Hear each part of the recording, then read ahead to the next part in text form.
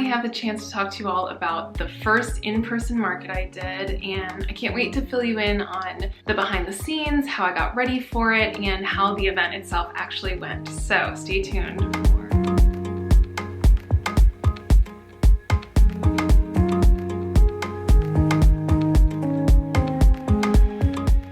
First, I obviously want to start with a little bit more about this market that I went to and why I chose this specific market for my first market. This market takes place at a vintage store / event space called Dandy in Wauwatosa, which is just outside of Milwaukee. It's a beautiful, beautiful space. I'm not sure what it was before they took it over, but it's got that sort of warehouse industrial vibe, but they've added so much warmth to it so that it feels like the kind of place you just want to spend time in. I'm sure anyone who's gotten married there felt the same way when they saw the space at first, but there's 2 bar areas, the bathrooms are even beautiful.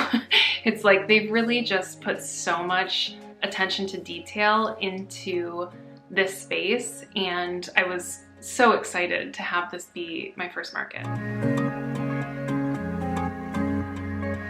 There are obviously other craft fairs, makers markets, farmers markets, those kinds of things here in Milwaukee. But a lot of them, I've been to some of them, and the vendors are obviously amazing. We've got a ton of great vendors here, but something just wasn't quite the same as the vibe that I was hoping to get for a market that I would be at. When I lived in Chicago, there was this monthly event called Dose Market that was amazing. They just always had it in really cool spaces, and the combination of vendors was always it just felt like very curated, and so exactly like what I said about the Dandy space. It's an experience just to walk around, as opposed to you just feel like you're sort of going to shop for things. So I hadn't come across anything that was quite the same as that since I'd been in Milwaukee. And then I can't remember, someone that I know knows the owners of Dandy. It's a married couple. And so I'm guessing that when my friend shared something about Bushyl is when they saw it, and they reached out to me about participating in their October market, which unfortunately I couldn't do. I just had a schedule conflict. But I had asked about November, and they said, yep, we'll be doing a holiday one. And so I jumped at the chance. Once I knew I'd be doing the market, then it became an issue of okay, what do I bring? When they reached out to me initially, I had only been making soap. I knew that I was going to be experimenting with other products, but I hadn't launched any other products. I wasn't in the final stages of other products. I really just had the soap. So I knew that they were okay if I just brought soap, but with this being the sort of last market before the holidays, being right after Thanksgiving, I knew that people would be shopping for gifts, and I just wanted to be able to introduce other products that I thought would sell well. I wanted to appeal to people who maybe didn't want soap, don't use bar soap, but still could stop by my table and see something they might like. And so I had my soap already pretty much cured, so there wasn't much I could do in the way of making more soap for the market. I sort of was tied to the inventory I already had on soap. But I knew that I decided on candles just because they're such a great gift for this time of year. I know that it's what a lot of people are looking for. And I also knew that looking at the other vendors at the event, I think there was one other person who was selling candles, but it was a very different sort of aesthetic and target audience. So I didn't feel like someone had already sort of cornered the market on candles at this particular event. So I knew candles would be a good choice. And then I also added lip balms because they're a great stocking stuffer, obviously. They're an easy add-on item if you're at my table and you're already looking at soaps and candles, and you maybe just see, it's kind of an impulse purchase.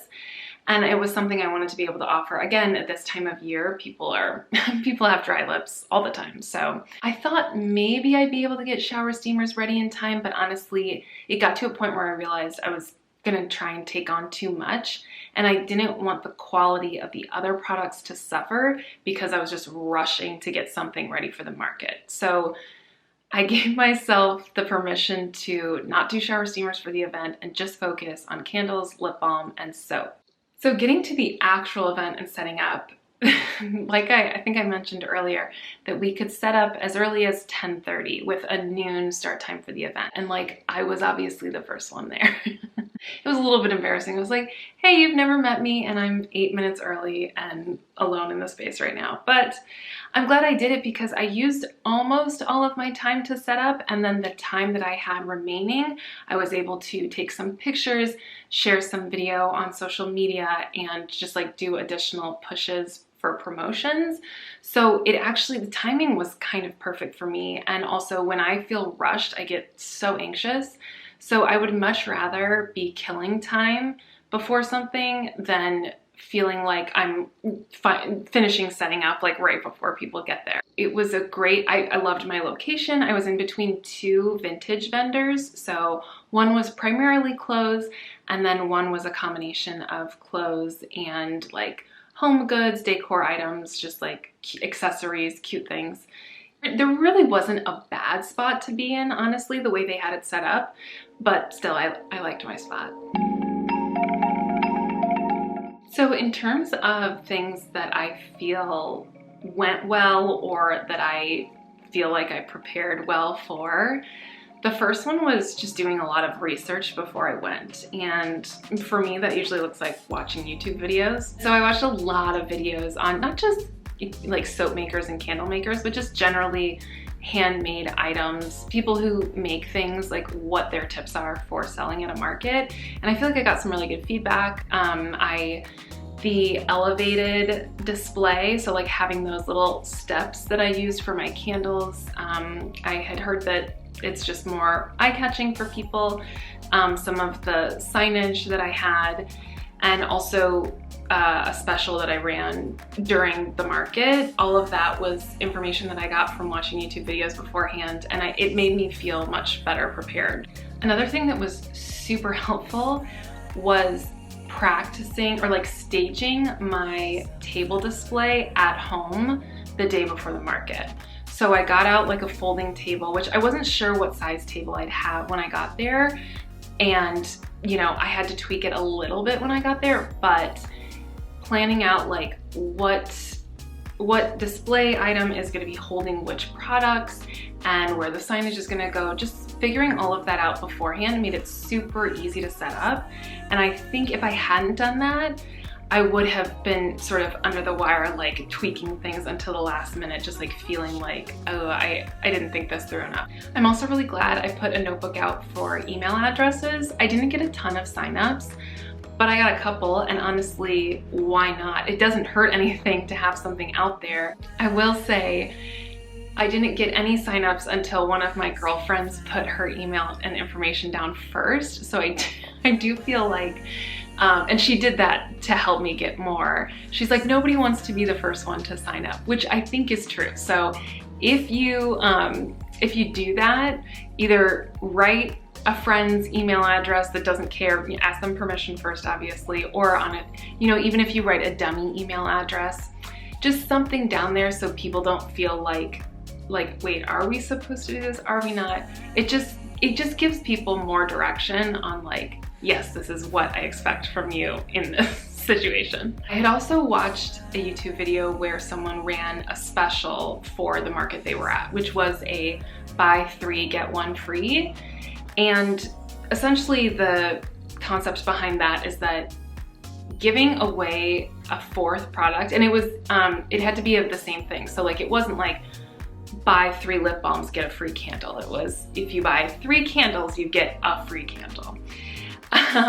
And the mindset behind that basically is that like, a lot of people might grab 2 items, and you will make, even giving away a 4th item for free, you'll still make more profit from the 3 products than you would have if you just sold 2 at full price. So I did the same thing, and honestly, quite a few people took advantage of it. And I think it also allowed people to feel like they were getting a deal, which they were, but I think it's more exciting for people shopping, especially at holiday times. And you know, we're competing with like Black Friday and Cyber Monday sales, obviously.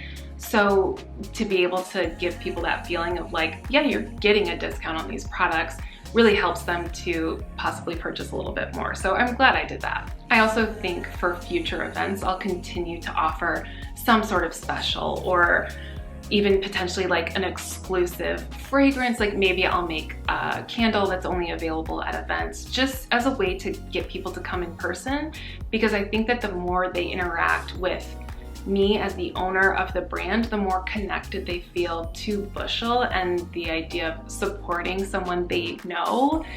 If they've met me, it's a lot easier to feel that way, if that makes sense. So I think I'll continue to do something along those lines for any future markets. I was sort of thinking like maybe I'll just do Venmo. I didn't want to just accept cash because I'm someone who never has cash on me. So I don't, you know, I can't expect my customers to, but I don't know, just using Venmo, obviously that's a little bit messy accounting wise. And I wanted an easy option for accepting credit cards. So I maybe like 2 weeks before the event, I ordered a Square reader, set up a Square account, and my iPad, the app for the iPad sets up a like point of sale system that is super easy to use. Like honestly, I was blown away. It felt so professional, but it was very easy to set up. So I'm very, very glad I did that. It was also a really easy way to sort of track sales as the event was going. Like I could see in my history how much I had sold. And so it was fun. It just like kept me sort of energized for the rest of the event. And honestly, most people purchased with credit card. I had probably a handful who purchased with cash. And then 1 or 2 people did ask me for Venmo, which is fine. But I'm really glad that I had the ability for the credit card reader. And yeah, it just all worked great. I was honestly shocked that I didn't have any like technical issues with it. Now, in terms of things that I could have done better or things that I'll try to fix or improve upon before my next market, I would say that the #1 thing would have been to make more product. I brought pretty much everything I had, and I sold out of all but 2 candle fragrances. I sold out of 1 of my soap fragrances, and then I sold out of all the lip balm flavors except for the unflavored one, which I didn't expect to sell out of that anyway, but all of those things sold out. And so if I could have had more, obviously I could have potentially sold more. So that's something I'll definitely do in the future, is just make more inventory, because I can always bring it home.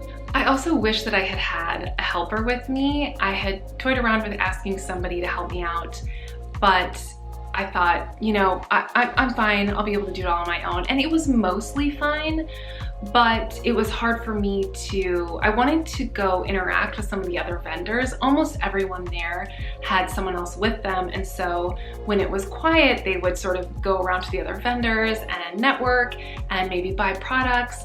And unfortunately, that was really hard for me to reciprocate because I had to be at my table. So I was able to interact with a couple of vendors and buy a couple of things, which were all really good. But I still wish that I had had the chance to maybe network a little bit more by having someone to stay at the table while I did that. I also really wish I had better signage. I didn't really, in the flurry of all the things I had to get done, I sort of deprioritized signage, which I think was okay. I don't think it hurt me that much. But I wanted Bushyl in like a bigger sign, because obviously it's on all the product, but moving forward, I want people to be looking for me. I'm hoping to get people who come back and recognize me or recognize my product. And in order to do that, I think having like a larger sign or a tablecloth with Bushyl on it, I think would just help make that, it just looks a little bit more polished, a little bit more professional, and it's helpful for branding. So I'll be looking into that before my next market. One last thing that I'll definitely be doing moving forward is bringing some sort of collapsible cart to load in and load out.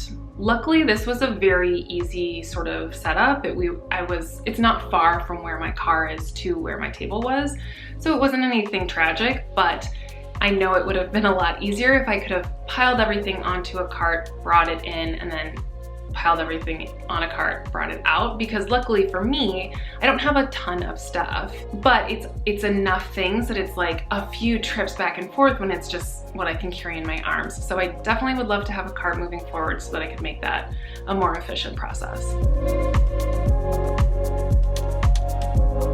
And then in terms of moving forward, I absolutely plan to do more markets. It was such a great way to talk to people, hear what they're interested in, see their responses to the different fragrances as they were picking them up and smelling them. It's amazing customer research, and obviously an opportunity to make more money. And I think it was all around such a success. I believe the owners of Dandy plan to be doing them more frequently, so I would love to participate in as many of those as possible. And then I think probably next holiday season, I'll try and do a few in the month of December. I don't want to overwhelm myself during this time because it's already such a busy time, but I also know that it's hard to miss the opportunity of the holiday season as someone who sells products. So I hope you liked this little peek into the behind the scenes of doing an event like this for someone with a handmade product business.